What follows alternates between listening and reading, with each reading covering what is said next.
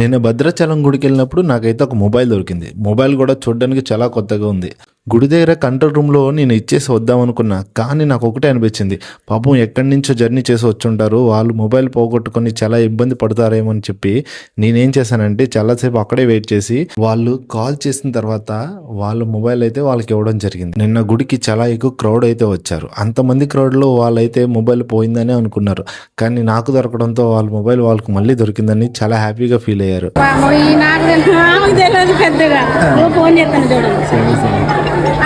అలా కదా, రాములూరు గొప్ప మీద ఉంది కాబట్టి ఫోన్ నాకు దొరికింది.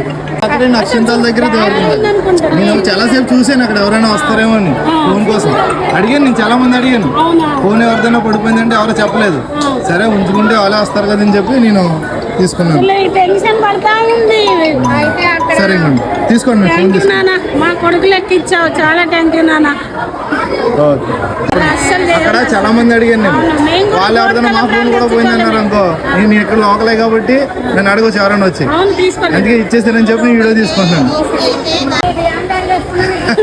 మీరు ఫోన్ చేసేది నన్ను బెదిరిస్తున్నారు.